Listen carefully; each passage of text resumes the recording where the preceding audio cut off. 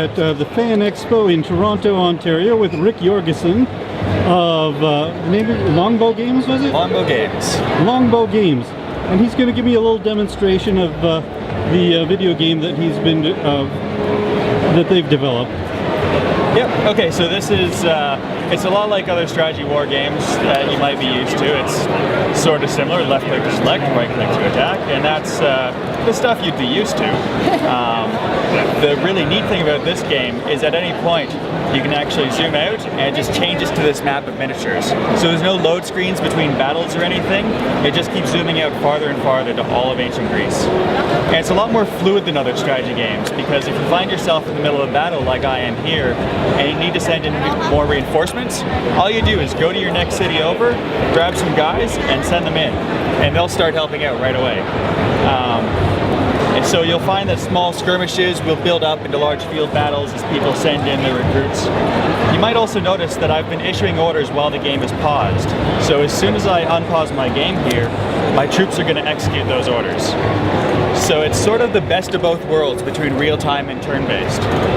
You get that sort of precision that you're used to in a real-time game, but at the same time you really get to think through your strategy like you can in a turn-based game. We also really tried to focus a lot on historical accuracy.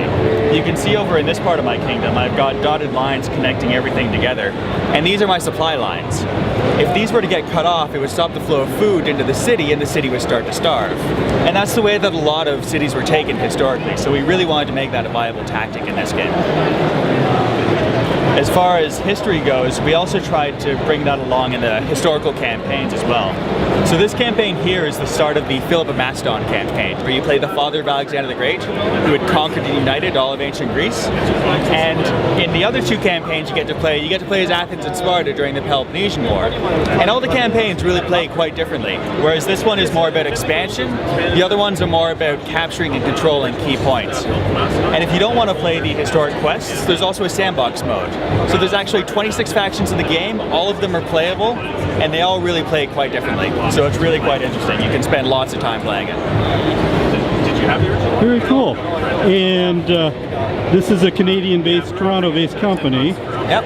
But is it available in the US? Well, you can buy it online on our store. It's longbowgames.com. We're also currently selling it on Impulse and Gamersgate.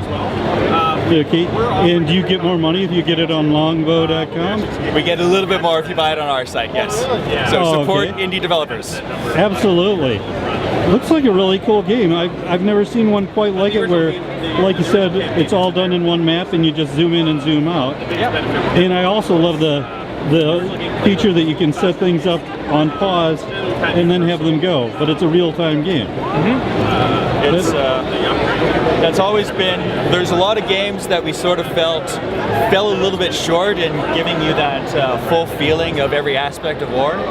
So we really focused a lot on trying to get that to feel right, on top of doing all our historic research. So how long did it take you to develop this game? Well, this is actually an updated version of a game released last year.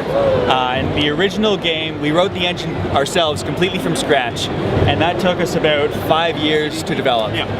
This updated version, we spent an extra year on it after going around the convention circuit, talking to all of our customers, and making sure that we were really adding the features that people wanted the most. Very cool. And how much is it? It's normally $30 for a digital download, and you can also buy a full CD as well, and we'll ship that to you for an extra $10. Very cool. Thank you very much, sir. Thank you. Cool. Anything interesting you'd like to add?